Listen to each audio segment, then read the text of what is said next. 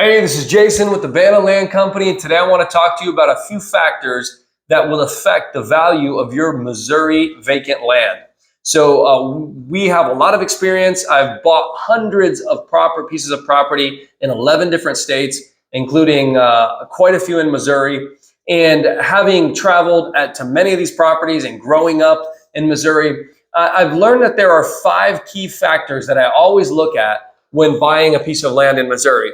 So don't fall for the old classic, oh, my land must be worth $10,000 an acre because I hear someone sold theirs for that in the same county.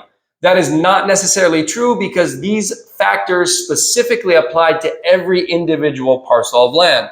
So land is not something that can cookie cutter categorize, meaning every piece of land could be completely different and therefore have a different value based on these factors. So let me explain these factors to you. The very first is what we call location. So you've heard the old adage, location, location, location, baby. With real estate, location very much matters. But most people are talking about, a commercial property.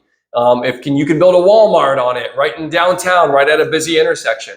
When we talk about vacant rural land, location usually refers to a couple different things. Particularly, I look at how far is it to the closest gas station?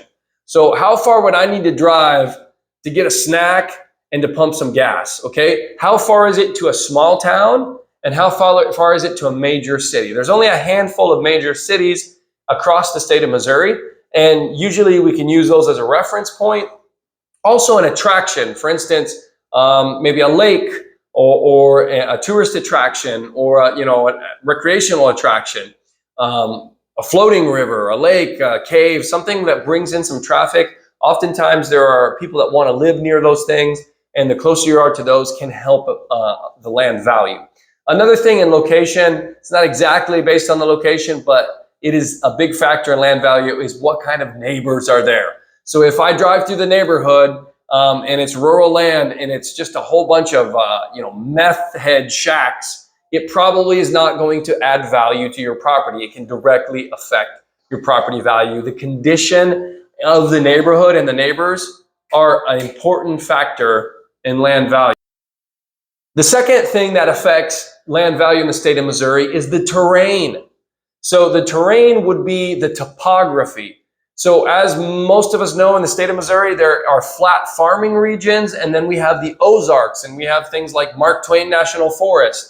And so even in different states, in different counties and different regions of the state, there are counties that are half flat and pasture land and arable farmland, and the other half can be what I call Ozarks, Ozark Hills, which is just hilly and forested, and the layout will affect it. So if property is more developable because of the terrain, it's flatter, it's easier to develop, drive on, walk on, it will be more valuable. Within a particular piece of property, often there are waterways, drainages, ditches, creeks, ravines, and these things could have floodplains. So when the rain comes, where does the water go on the land? That can render big sections of a property unbuildable, undevelopable. How much work would need to be done in order to build or use the property for the end buyer? So if the property is in thick timber with oak trees and brush, how much dozing would need to be done to make a build site? That would be a factor that would affect it. The third thing that affects all land value in the state of Missouri is the access. Okay, the access. So what type of access in order to get there? Do I need a UTV or a four-wheeler to get on the land? Is it landlocked? There are properties in Missouri that are landlocked. The good news is you can actually sue for access in Missouri. It is a cumbersome process, however, and getting access can be a little complicated because even if you get legal access, you still need a physical access road across it.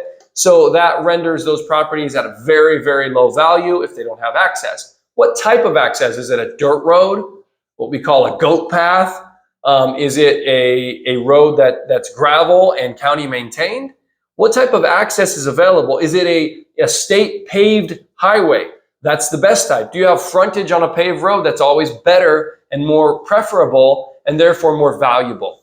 Another factor, the fourth factor, would be the zoning restrictions. So what does the county allow you to build on the property? Can you build anything you want? Some counties in Missouri have very few restrictions. Some have a lot of restrictions, right? Is it commercially zoned? So a property that's in a good area for commercial businesses, commercially zoned, could have a higher value because there's a development potential. Is it agriculturally zoned? Well, then you're limited to agricultural uses and obviously nothing commercial or industrial. Within zoning, I also consider things like homeowners associations or property owners associations, HOAs or POAs. So in different areas, maybe you want to build a cabin, but if it's in a property owners association, they can have quite a few restrictions over what you can or can't build. And it's usually not too fun to have a board of Karens that tell you that you can't build the cabin you want, or you can't park a car on your property in the state of Missouri. So these type of properties are typically okay for higher end houses where they want some conformity and cleaner neighborhoods. But if you're buying rural land, home sites, campsites, recreational hunting property, you probably don't want to have a POA. And that could actually negatively affect the land value if there's one in place. The final factor today, the fifth factor that I always consider, are utilities. So many of you know this about utilities. You always ask me about our properties that in the state of Missouri that we're buying. How far are utilities away, right? How many power poles would need to be put in? Because there's a cost for each pole to get electric to the property. How many power poles would need to be put in? What about water? Do I need to put a well in? Do I need to, is there city water nearby I could connect into? Do I need a septic system? Are there any utilities nearby and how far away? What do the neighboring properties have? So these are important factors to consider.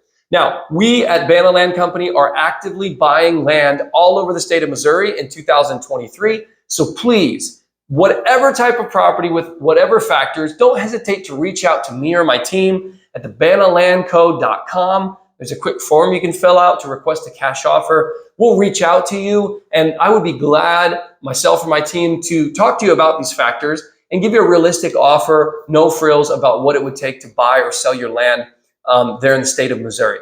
God bless. Thank you for watching this video.